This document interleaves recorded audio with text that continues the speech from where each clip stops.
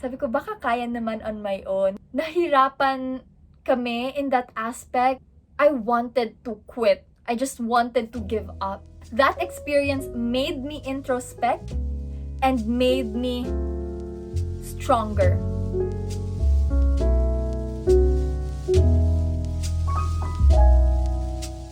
Hi everyone! It's Caroline and welcome back to my channel. And yes po, nakaupo pa rin tayo ngayon. Pagpasensyahan nyo na, but as promised, today I will be sharing with you my struggles when I joined Miss Universe Philippines 2020. This is very important for me because I feel like we often forget that behind every polished, prepared candidate are months of preparation, of training, and of sacrifices.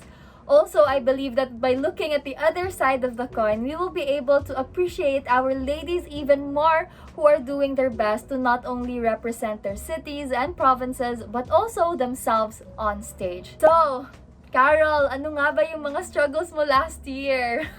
Well, to be honest with you, the first thing that comes to mind ay yung fact na I joined my first ever national pageant as an independent candidate. Inisip ko kasi na if I were to ask help from other people, gusto ko na official candidate na ako. So while we were still in that process of being an official candidate, sabi ko baka kaya naman on my own. So I did not tell anybody except for my immediate family, my closest friends, and my boyfriend. Sila lang talaga yung nakakaalam. Kaya when we were asked to submit our application in person sa Empire Studios, sariling sikap, si ate girl, sariling hair and makeup, tapos ako lang din yung nag-decide kung ano yung susuotin ko. And even on our final screening, ako lang din yung gumawa ng hair and makeup ko, ako lang din yung pumili ng damit ko. So nung naging official candidate na ako, ayan na, nagulat ang buong probinsya ng Misamis Oriental. Kasi they did not know that I applied for Miss Universe Philippines. And lesson learned talaga yon na when you join a national pageant, you have to have a team before you go through with it. Meaning, bago ka pa lang mag-send ng application form mo, meron ka ng game plan. And that's what I have learned the hard way. Kasi talagang hinintay ko pa yung right moment eh. And you know what they say?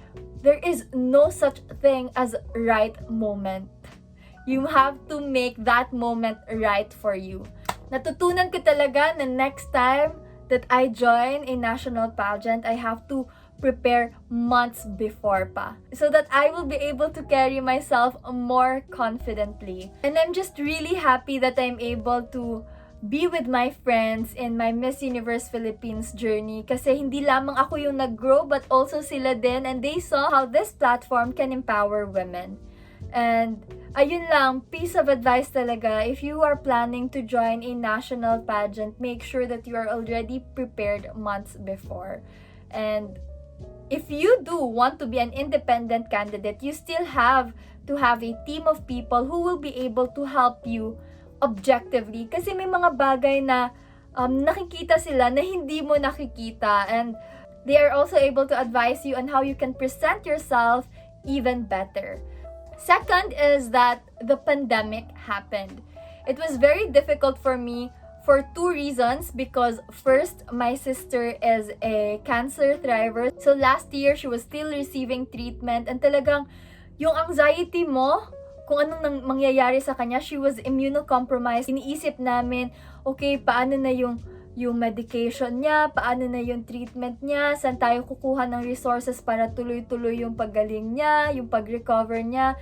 And also, at that time, we were scheduled for a stem cell transplant, my sister, tapos ako yung donor niya. And we were thinking, okay, how will this affect not only my journey, but also yung work ko, yung risk din sa family. So talagang nahirapan kami in that aspect. Secondly, dahil nga may pandemic, a lot of our activities had to be held online. And hindi lamang yung activities yung struggle yung setting up ng background mo, setting up ng lighting mo, ganyan. But behind the scenes, nahirapan ako because yung mga tinap ko na designer to help me are not here in Metro Manila. They are back home. So they had to ship pa yung mga damit na hiniram ko from my province to Metro Manila. On top of that, hindi pa nila nakuha yung saktong measurements ko kasi nga dito ako sa Manila. I can't just go back to my province agad-agad. Ang hirap lang kasi inisip ko din na if nasa province ako, if I'm in my hometown, I will be able to tap so many resources and I could have done more. But then I realized that I already did my best considering my circumstances. And at the end of the day, priority ko pa rin yung family ko, yung safety ng ate ko. And so I would still make the same decisions I did last year. I was able to navigate through that because of the support of my family and my good friends who are here in Metro Manila, who are able then to support me, to help me.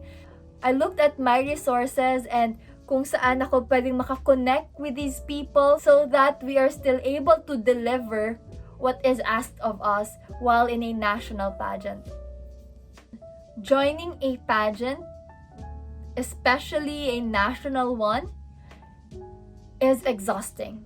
Physically, mentally, emotionally, and even financially. Physically, expected mo yan kasi kailangan mong mag-workout, kailangan fit ka, kailangan able ka to stand on your heels for hours, you have to train as well. And nakakapagod talaga. I have to train my body to endure yung series of activities namin. And mentally kasi, iniisip mo ano yung mga nangyayari sa paligid mo, iniisip ko yung family ko, iniisip ko kung okay lang ba sila. Iniisip ko din kung ano pa yung kailangan kong gawin to prepare, ano pa yung mga trainings na kailangan kong i-go through so that I would be able to really present the best version of myself. And I also had to think about other people's opinion. Like, okay, sabi nila, ito yung kailangan kong trabahuin, ito yung kailangan kong i-improve on. So I had to balance that with how I perceive things. There also came a point in my journey when I struggled to get out of bed. Yung ganong klaseng pagod na nahirapan na akong tumayo, nahirapan na akong maging productive, nahirapan na akong magtrabaho. Talagang it took a toll on me. That day, I had to call my sister and share about what I'm going through, be honest about my current mental state kasi I cannot process that moment on my own talaga. Pakiramdam ko kasi parang nagpatong-patong na lahat, the pressure, the expectations, the responsibilities, and di ko na napansin, nag-give up na yung body ko, parang bigla na lang nag-shut down.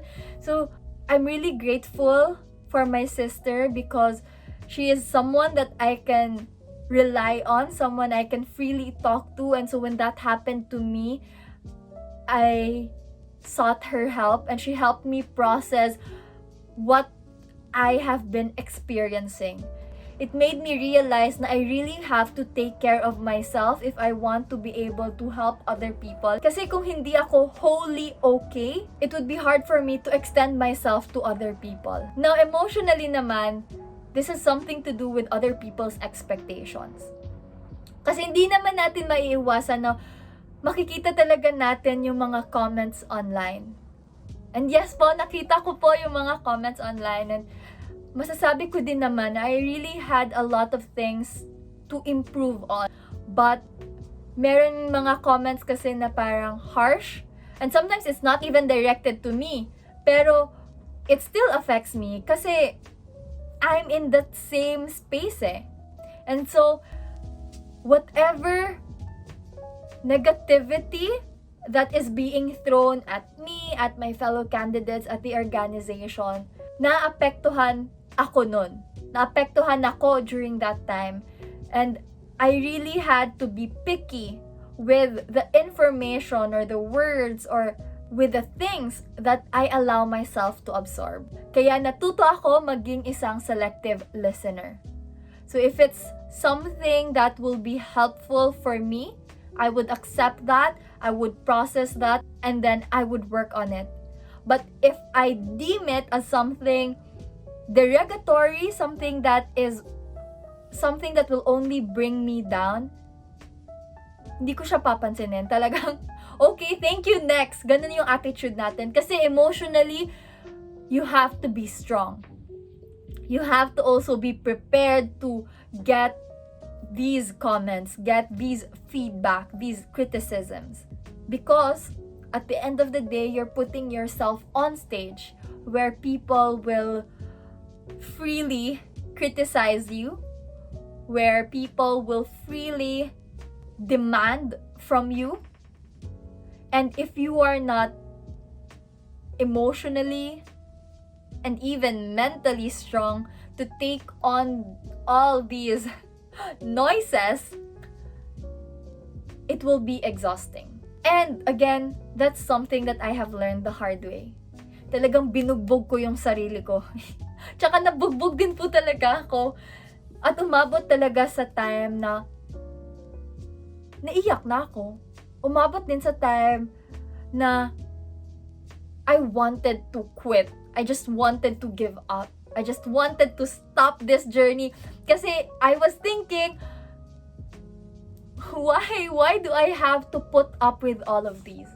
At kung hindi ako rooted sa core ko at sa purpose ko, I would have easily let go of everything. And so that experience made me introspect and made me stronger. And it made me able to process through things.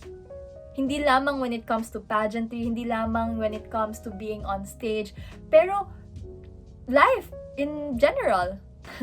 I'm able to sift through my circumstances, my situation, my current state. And because of that, I'm able to come out stronger. Also, joining a pageant is financially exhausting. You have to make sure that you have resources so that kaya mong i-sustain yung journey mo. You have to look at what you have, and you also have to look at the people around you, kung ano yung maitutulong nila sa'yo. And in that way, malilesen yung gastos mo. Pero, again, gagastos ka pa rin. And I'm so blessed because our provincial government supported me in that aspect. So, my fourth struggle is packing all my things. Parang 5 ata yung bit-bit ko sa Baguio Country Club. And imagine wala kaming bit-bit na team. So we have to carry all of our things on our own. Kaya lahat ng maleta ko naka-label yan. Okay, ito yung mga damit, ito yung mga shoes, ito yung mga makeup, ito yung mga necessities. In that way, it's easier for me to navigate through my stuff. It really took me 3 days. It really took me 3 days to prepare all my things for Baguio. And lastly, yung struggle ko talaga dun sa Baguio ay doing my own hair and makeup. At yes, totoo ang chismis, bawal po kaming magdala ng team sa Baguio, but Miss Universe Philippines had provided us with 1 hairstylist and 1 makeup artist. So, yung role lang talaga nila is to check kung okay na ba yung hair namin, kung okay din ba yung makeup namin, may kailangan bang ayusin, may kailangan bang i-correct or i-improve on. Yun lang yun. Pero basically, you will be doing your own hair and makeup. And weeks before that, nagpa-training na talaga ako kay Mang Kist. And when I was in Baguio, even as early as 7 a.m., tatawagan ko na yan si Mang Kist. Sasabihin ko, okay Mang, today yung prelims namin, okay ba to makeup ko? Sasabihin niya, Carol, extend mo pa yung liner mo, ganyan, ayusin mo pa darker pa, okay, yung more eyeshadow, more contour, more blush on, ganyan. So, grabe yung correspondence namin ni Mang Kist. And happy naman ako. Happy naman ako with that experience. Medyo nangarag lang, but at the end of the day, you have to be a sponge and learn as much as you can. And that's it for our vlog today. I hope that by sharing these, meron kayong mga realizations when it comes to pageantry. And also, if you are planning to join a national pageant, sana naging helpful to para sa'yo so that you can prepare for what's ahead. Again, thank you everyone. This is Caroline and I'll see you in my next vlog. Bye!